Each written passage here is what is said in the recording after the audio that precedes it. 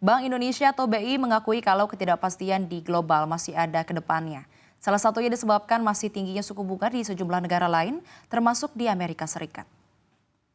Deputi Gubernur Senior Bank Indonesia, Destri Damayanti menyatakan pergantian Gubernur The Fed dari Jerome Powell menjadi Kevin Warsh di tahun ini tidak lantas akan membuat suku bunga The Fed akan turun signifikan ke depannya. Pasalnya di tengah konflik dan tensi geopolitik yang ada, belum dapat dipastikan Warsh akan melonggarkan kebijakan moneternya dengan cepat. Di sisi lain, meskipun indeks dolar Amerika Serikat sempat menurun, Tetap perlu juga untuk mencermati tren pergerakan ke depannya, sebab volatilitas masih terindikasi bakal terjadi di semua mata uang, baik di skala global dan juga regional. Sehingga hal ini juga akan mempengaruhi pergerakan rupiah ke depannya.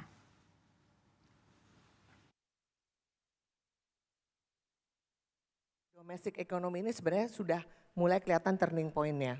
Ya, jadi di kuartal 4 ini kita melihat apa yang disampaikan Pak Yuda dengan pertumbuhan 5,39. Sementara kita tahu global tadi kalau kita mendengar Pak CT menyampaikan di depan, itu global itu ketidakpastiannya masih sangat tinggi sekali. Baik itu terkait dengan geopolitik, terkait dengan kebijakannya dari The Fed itu sendiri, di mana The Fed kita tahu lah semua ya, Presiden Trump itu kan dia lebih berpandangannya kan lebih dovish. Artinya dia lebih agak pesimis sehingga dia ingin mendorong perekonomian dia dengan cepat-cepat nurunin bunga. Makanya kenapa Gubernur Bank Sentralnya kan diganti ya, Jerome Powell, diganti yang baru Kevin siapa namanya? Lupa aku. Digantilah yang baru. Nah, tapi ternyata yang baru ini yang diperkirakan akan cepat menurunkan suku bunga, nampaknya pandangannya agak beda gitu. Karena beberapa data di Amerika masih menunjukkan satu penguatan.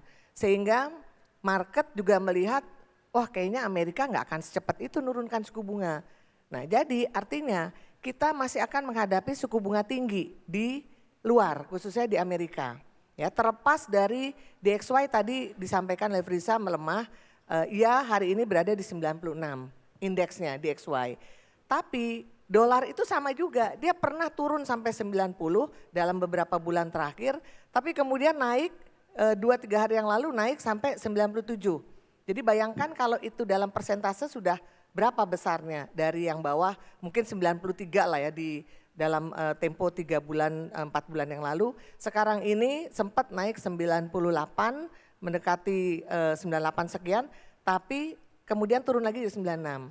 Jadi artinya volatilitas itu terjadi di semua mata uang baik itu yang sifatnya global maupun regional. Nah di kita juga sama, rupiah ini juga memang terus mengalami perkembangan karena tadi ketidakpastian masih tinggi. Sehingga yang terjadi adalah banyak para investor dan pelaku pasar mereka cari yang safe haven deh, safe haven instrumen apa. Tadi kita lihat Pak CT bahwa beberapa bank sentral sudah menurunkan portfolionya mereka dalam bentuk US dollar Pak ya. Terus uangnya itu lari kemana? Sebagian memang masuk ke USD bonds-nya Amerika. Jadi dia tidak pegang dalam cash dolar, tapi ada yang memang di USD bonds, tapi juga itu nggak terlalu signifikan. Tapi kemudian dia lari lagi pergi kemana? Ke emas. Jadi nggak heran emas ini harganya dalam 1 tahun terakhir aja naiknya sudah lebih dari 2 kali lipat.